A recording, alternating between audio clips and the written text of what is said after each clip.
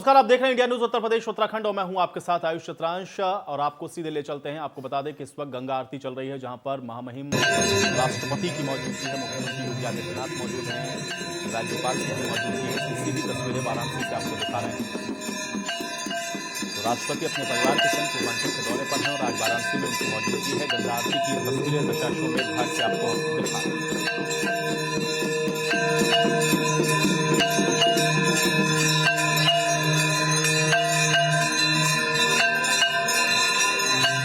जय गंगे माता मैया, जय गंगे माता,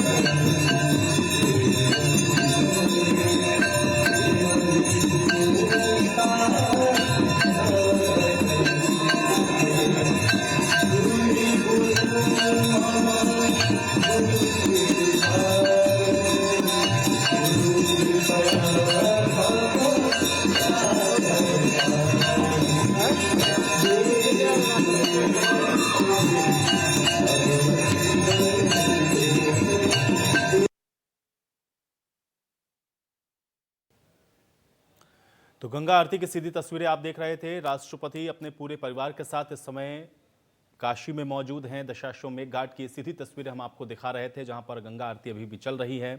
और वो तस्वीरें आप देख रहे थे जब गंगा आरती के बीच में महामहिम राष्ट्रपति की मौजूदगी है, राज्यपाल, मुख्यमंत्री और इसके अलावा पूरे परिवार के साथ। आपको बता दें कि पूर्वांचल के दौरे पर हैं राष्ट्रपति, जहां पर आज वाराणसी के अंदर दशाश्वमेध घाट पर शाम को हो रही इस गंगा आरती के अंदर शिरकत की गई है। तो तस्वीरें लगातार हम आपको दिखा रहे थे।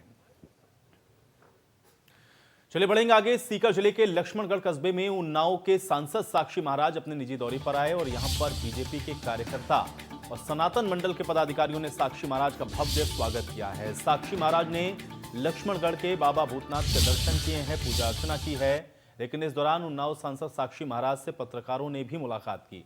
पत्रकारों के सवालों का जवाब देते हुए सांसद साक्षी महाराज ने कहा कि देश के प्रधानमंत्री नरेंद्र मोदी और भारतीय जनता पार्टी वोट की राजनीति नहीं करती है और कुछ लोग हैं जो एक ही परिवार यानी कि केवल गांधी परिवार की राजनीति करते हैं।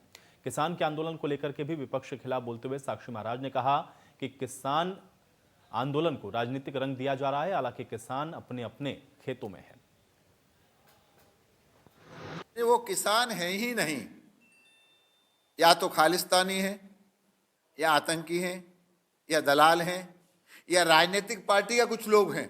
अब राकेश टिकैत को अगर हम लें तो 2014 में राकेश टिकैत हमारे प्रत्याशी के सामने अजीत सिंह की पार्टी से चुनाव लड़े थे लोकसभा का, 9000 ही वोट नहीं मिले थे। तो जिस आदमी को 9000 वोट न मिले हों, अब अपनी धरती तलाशने के लिए किसान का आंदोलन लेके खड़ा हो जाए। ऐसे ही आपके राजस्थान में कांग्रेस सरकार है, कुछ यहाँ से पुश कर दिया गया। वो पंजाब में कांग्रेस सरकार है, वहां से पुश कर दिया गया। तो ये राजनीतिक स्टैंड है, किसान तो खेत में काम कर रहा है। तो वहीं मुरादाबाद में अखिलेश यादव की प्रेस कॉन्फ्रेंस में हुई मारपीट में अब नया मोड़ सामने आ गया है और मुरादाबाद में उत्तर प्रदेश के पूर्व मुख्यमंत्री और सपा के राष्ट्रीय अध्यक्ष अखिलेश यादव के खिलाफ एफआईआर दर्ज की गई है। उनके खिलाफ पत्रकार से मारपीट के मामले में आईपीसी की धारा 147, 342 और 323 के तहत मुकदमा दर्ज हुआ है। अखिलेश यादव के साथ ही थाना पागबारा में 20 अन्य सपा नेताओं पर भी मुकदमा दर्ज किया गया है। दरअसल गुरुवार को अखिलेश यादव आगामी विधानसभा चुनाव और पंचायत चुनाव के सिलसिले में कार्यकर्ताओं से मिलने मुरादाबाद पहुंचे। इस दौरान उन्होंने प्रेस कॉन्फ्रेंस की। पहले वहां कुछ पत्रकारों के सवाल से वो नाराज हो गए और इसके बाद जब वो जाने लगे तो कुछ सपा अध्यक्ष से अलग से बात करनी चाहिए। आरोप है कि इस दौरान अखिलेश के सुरक्षा कर्मियों ने पहले उन्हें रोका और इस बीच पत्रकारों और सुरक्षा कर्मियों की कहासुनी हो गई और फिर पत्रकारों के साथ धक्का मुक्की की भी जानकारी आई। बताया जा रहा है कि मौके पर मौजूद कुछ पत्रकार इस दौरान घायल भी हो गए।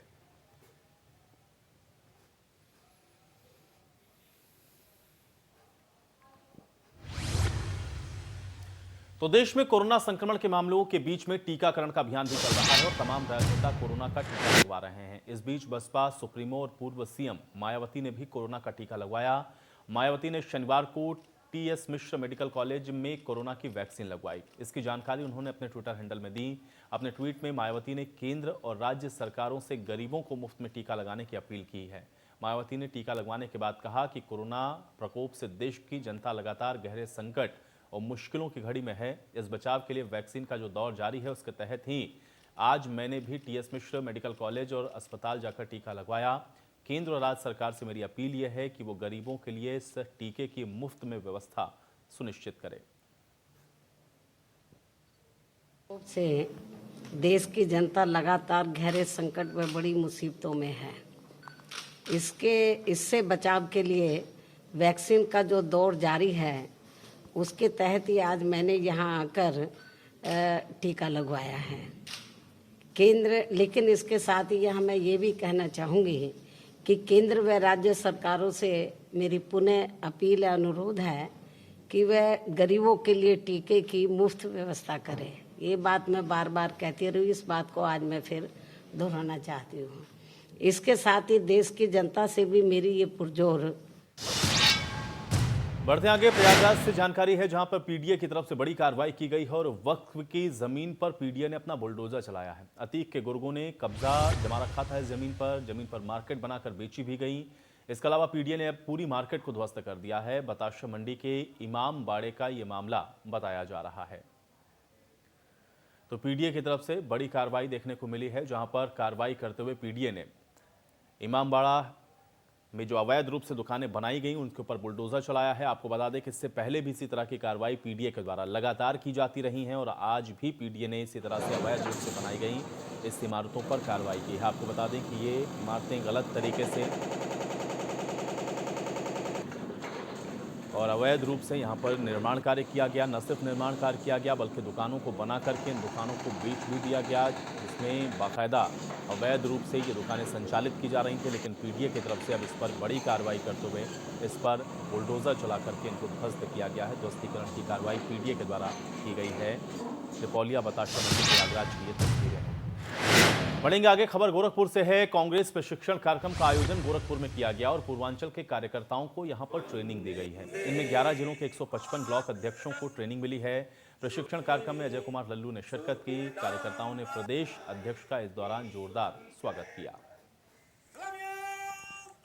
मुद्दों और विषयों से विषयांतर करके लोगों को धर्म और जात की राजनीति में झोंकने की जो कवायद कर रही है, पूरी तरह कांग्रेस पार्टी संगठन के स्ट्रक्चर और मजबूती के आधार पर मुद्दों, विषयों और खासकर गांधी जी के सिद्धांतों पर, विचारों पर चलते हुए कांग्रेस की नीतियों को कैसे हम जन जन तक पहुंचाएं, इस संकल्प के साथ आज यहां आदरणीय प्रियंका गांधी जी के निर्देशन में प्रदेश कांग्रेस कमेटी ब्लॉक कांग्रेस के अध्यक्षों का यहां प्रशिक्षण शिविर का आयोजन किया है।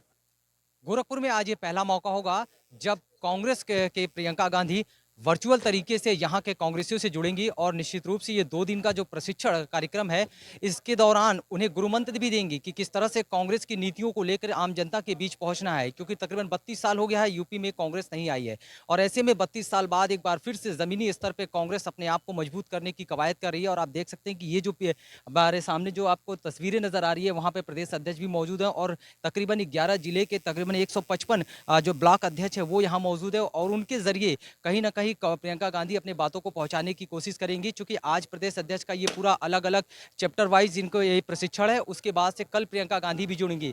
हमारे साथ प्रदेश के अध्यक्ष जो है कार्यसेवक के प्रदेश अध्यक्ष प्रमोद जी मौजूद है, हम इनसे बात करते हैं।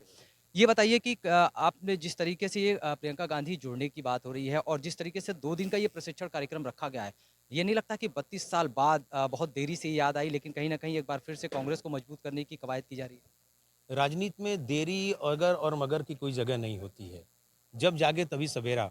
लेकिन इसके पहले भी कई मरतबा प्रशिक्षण शिविर का आयोजन होता रहा है। यूथ कांग्रेस के हुए हैं, NSY के हुए हैं, महिला कांग्रेस के, सेवा दल के हुए, ब्लॉक के भी प्रशिक्षण शिविर हुए हैं, लखनऊ में हुए हैं, दिल्ली में हुए हैं। और इस क्रम में भी लगा के छोटी छोटी बैठकें करके, छोटे छोटे प्रशिक्षण शिविर आयोजित करके जो जन विरोधी नीतियां हैं भारतीय जनता पार्टी की सरकार की, चाहे वो केंद्र में हो और चाहे राज्य में हो, लगातार जनता के हितों की अनदेखी कर रही हैं और झूठ पर झूठ जो फिल्मी डायलॉग हैं और तारीख पर तारीख, एक तारीख देते हैं, एक करते हैं, कोई बात कहते हैं, उसके बाद तब तक उस मसले को नहीं हल कर पाते हैं, तब तक कोई दूसरा शगुफा छेड़ देते हैं।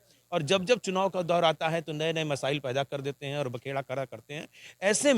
ऐसे में उन झूठ से कैसे चुनौतियों से निपटा जाए। कांग्रेस एक सदाचार की पार्टी रही है, हमेशा उसका आचरण ऐसा रहा है जो जनता के साथ सरोकार करते रही है। लेकिन अब आज हमको एक झूठ को भी बेनकाब करना है, उसके लिए भी हम सबको कहीं ना कहीं से तैयार होना होगा और अपने को मजबूत करते हुए, कहते हैं ना, अतीत की नींव पर भविष्य का निर्माण होता है। हमारा अतीत बहुत सुनहरा है और अतीत के ही नींव पर भविष्य का निर्माण हो सकता है। और हम अतीत को दावे के साथ कहते हैं, अपने को सीना तान को कहते हैं, अपने को कंधे को उचकाते हुए भी कहते हैं कि हमारा अतीत बहुत सुनहरा है और भविष्य का निर्माण अगर और भविष्य की कोई काम देख रेख कर सकता है तो वह कांग्रेस है। ये योगी और मोदी के वश में ऐसा कुछ नहीं है।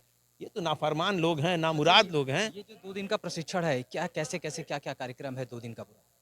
देखिए, सुबह वंदे मातरम के साथ हम लोग का प्रशिक्षण शुरू होता है। सुबह उठते हैं और उसके बाद ध्वज की वंदना करते हैं, राष्ट्रगान गाते हैं और क्लासेस हम लोगों के चलते हैं। विभिन्न विषयों पर क्लासेस चल रहे हैं, सामाजिक, आर्थिक, राजनीतिक और शारीरिक प्रशिक्षण यहाँ हो रहे हैं। और कल का जो दिन का कार्यक्रम है, सरयू नदी के तट तक हम लोग यहाँ से जाएंगे और वहाँ पे प्रभात फेरी निकालते हुए जाएंगे और देशभक्ति के गीत गाते हुए और सरयू नदी के तट पर हाथ में जल लेकर संविधान की शपथ लेंगे। जिस ढंग से संविधान को धता बताते हुए राज किया जा रहा है, संविधान की अवहेलना की जा रही है, संविधान की मर्यादा का अच्छा पालन हो, इसके लिए संघर्ष करेंगे। कल सरयू नदी पर हम लोग शपथ लेंगे और उसके बाद फिर पुनः ये कक्षाएं चलेंगी और विभिन्न विषयों पर विभिन्न विशेषज्ञ आ रहे हैं और सायंकाल फिर संपन्न होगा समारोह। कल दिन में कोई किसी वक्त भी वो जुड़ सकती हैं। आप जान रहे हैं जैसे कि 5 राज्यों का चुनाव है, उसमें इसी के साथ इस बुलेटिन में मेरे साथ फिलहाल इतना ही।